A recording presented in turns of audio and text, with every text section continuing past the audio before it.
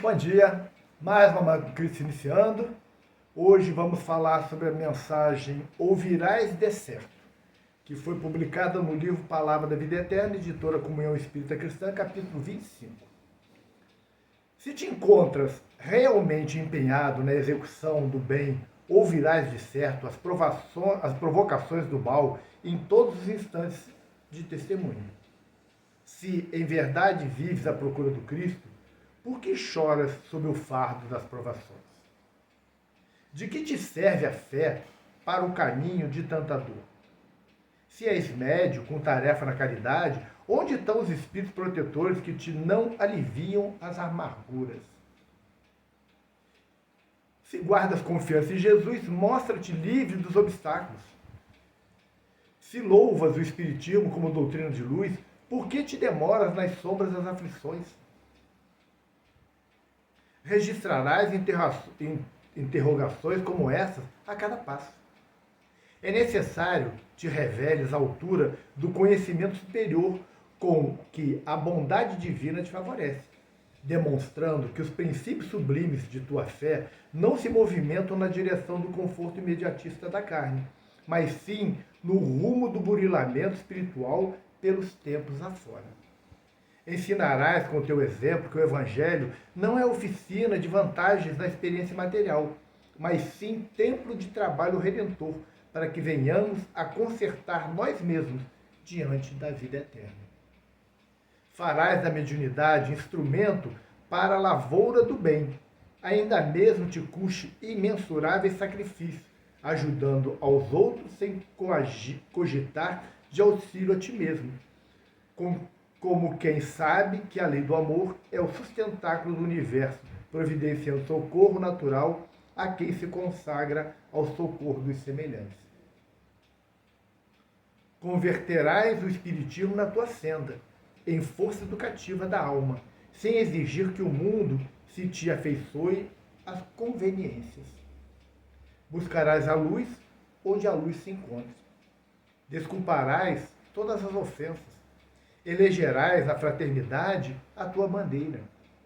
Conjugarás o verbo servir onde estiveres. Começarás o trabalho de redenção em ti mesmo. Orarás por quem te fira ou calunie. Amarás os próprios adversários. Ajudarás sem exigência. Contudo, para o exercício de semelhante apostolado, não passarás sobre a terra sem o assédio da incompreensão e do escárnio, porque o próprio Cristo foi por eles visado, através daqueles que, em lhe rodeando o madeiro de sacrifício, lhe gritavam zombenteiros e irônicos: salva a ti mesmo e desce da cruz. Muito interessante essa passagem, muito interessante mesmo, para uma reflexão a todos nós. Eu fico vendo muitas vezes as pessoas acreditando, elas acreditam, é fato, que entrando, por exemplo, a doutrina espírita, ou entrando para qualquer religião, elas vão ficar isentas de passar por algumas dificuldades. E isso, gente, é um ledo engano. A gente não pode acreditar, porque estamos dentro de uma determinada religião, que vamos ser beneficiados. O Cristo foi perseguido, caluniado, debocharam dele, crucificaram, fizeram tudo com ele. E ele passou sublime por tudo isso. E nós, muitas vezes, queremos, na qualidade de trabalhadores, de palestrantes, de médios, ficar isentos de todas as provações que nos são necessárias para o nosso crescimento espiritual. E aí, não conseguimos seguir em frente quando as provas se apresentam, quando as pessoas começam a nos questionar, perguntar que religião é essa, porque nos encontramos em sofrimento, nos encontramos doentes. Todo mundo que me conhece sabe que eu sou um médium de cura, trabalho com médico do plano espiritual. Já desde 1990 eu trabalho com esse médico, que é o Dr. Ricardo Lambré. E que, muitas vezes, passam por problemas de saúde. porque são problemas que são necessários a algum tipo de aprendizado na minha vida. Já operei 3 vezes a coluna, já tive internado por problemas de coração, graças a Deus a espiritualidade interveio e o meu problema desapareceu. Mas eu passei pelo problema inicialmente. Operei 3 vezes a coluna. Quando me surgiu o primeiro problema de coluna, eu perguntei ao doutor Ricardo, e minha coluna? Ele falou, você precisa passar por isso. Eu passei, operei a primeira vez, deu errado. Operei a segunda, deu errado. Na terceira, eu troquei de neurocirurgião, é claro. Troquei todo o aparelho, arrancaram todos os parafusos, tudo metal. E eu fiquei legal. Agora estou com problema de coluna de novo. É bem... Tá me afetando bastante. Estou tendo choque na perna, estou tendo uma vértebra minha saiu do lugar, tenho 2 hérnias, tenho um edema ósseo na coluna, minha coluna toda cheia de problema, tenho mais hérnias na dorsal, tenho na cervical, assim, mas o que eu posso fazer? Ah, porque os espíritos tinham que me livrar disso? Não, é minha prova, é necessidade de eu passar por isso. Eu preciso ter consciência de que isso se faz necessário na minha vida. Eu falo muito para as pessoas que vão ao tratamento lá com o Dr. Ricardo, a gente... sabemos que tivemos uma grande dificuldade com o problema da pandemia, do tratamento presencial, passamos a fazer à distância, né, nas nossas lives de quarta-feira, a espiritualidade passou a recolher nomes para fazer o atendimento, mas, assim, a gente ia nos domingos, que é o tratamento é aos domingos, começava às 8 horas da manhã, às vezes terminava no final do dia, 100 e poucas pessoas, para o doutor Ricardo atender um por um. E aí, às vezes, você ia lá, o que a pessoa tem? Está gripada, está com dor no pé, torceu o tornozelo, e coisas assim, que a medicina, que está com pressão alta, é diabético, coisas que a medicina trata com muita facilidade. Eu recorro a medicina quando tem algum tipo de problema. Eu sou hipertenso, controlo a minha pressão andou aí dando hipo, minha pressão baixou demais. O que eu fiz? Médico. Eu conversei com o doutor Ricardo, já estando com esse problema, não citei isso, porque não é um problema que eu preciso dele. Eu vejo lá as pessoas que estão com câncer, precisam do atendimento dele, porque o câncer é uma doença difícil de ser tratada. Então, a gente vê através da intervenção dele curas, que os médicos ficam muitas vezes abismados como existe uma evolução tão grande no tratamento. Pessoas com AIDS já foram tratadas, já vi pessoas sendo tratadas lá e curadas. Pessoas com hepatite C, que é uma doença mais complexa de ser tratada, serem curadas, negativar o vírus, entendeu?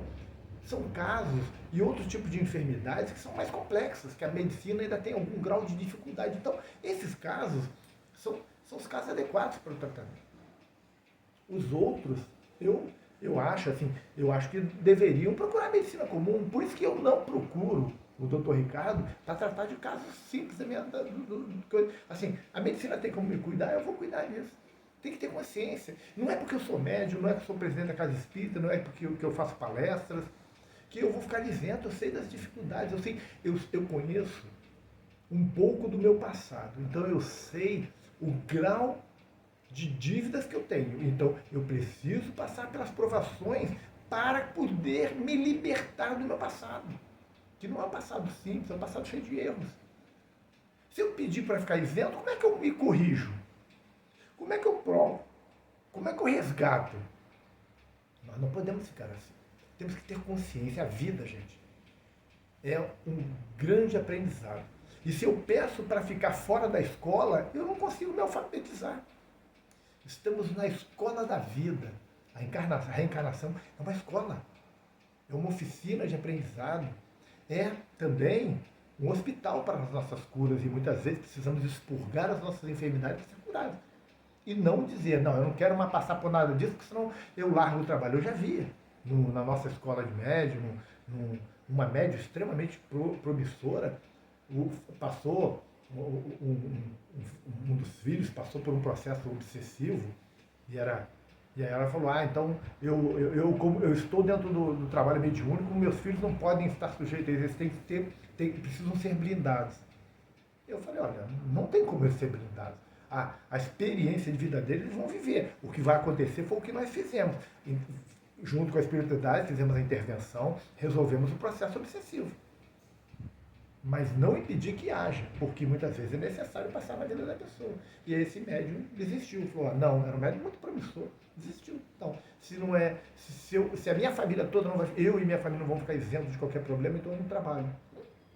Isso é uma falta de entendimento do Evangelho de Jesus, que Jesus disse que os seus discípulos seriam perseguidos, e da própria doutrina espírita. Então, isso é muito chato, é muito ruim, e a gente tem que ter muita consciência disso. Estamos no mundo para passar dificuldades.